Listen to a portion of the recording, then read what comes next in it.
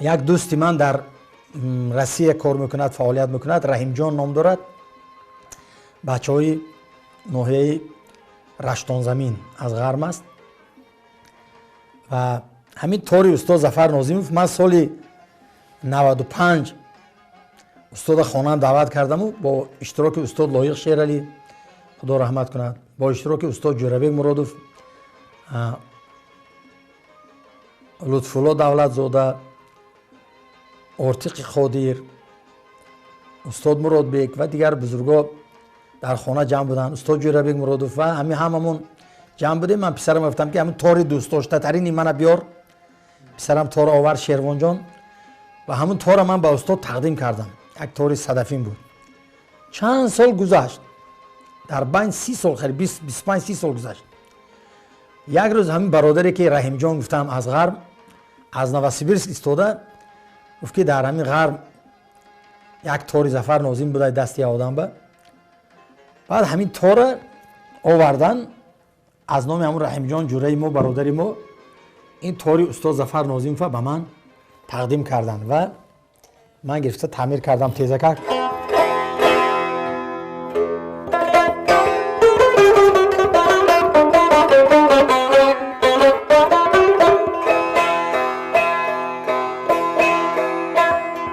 الا شیری عجم فردا مرا تو زنده خواهی داشت، الا شور دل دنیا مرا تو زنده خواهی داشت. سخن پیدا و ناپیدا ای هر خلقی سخن ساز است، الا پیدا و ناپیدا مرا تو زنده خواهی داشت.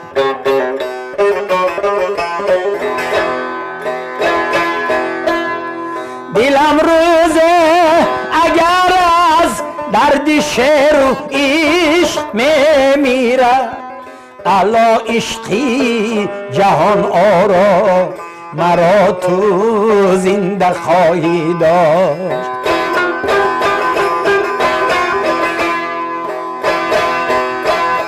سخن پیدا و ناپیدا یه هر خلقی سخن ساز است، الا پیدا و ناپیدا مرا تو زنده خواهی داشت.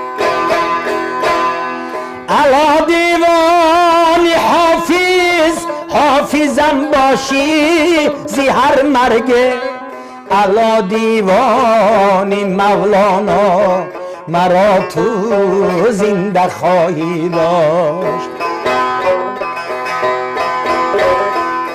الا دیوانی لایق هم هستی زی هر درده، سرودهایی ظفر ناظم مرا تو زنده خواهی داشت.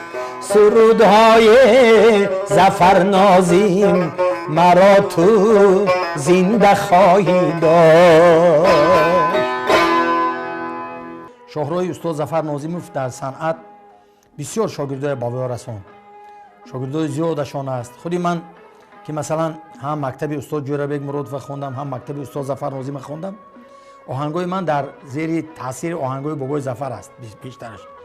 آن لحظه که در خانه و در شهر نگنجی، در خانه و در شهر چی در دهر نگنجی، آن لحظه که خورشید به بالای سری توست، تنهازی برای تو چو دست پدری توست.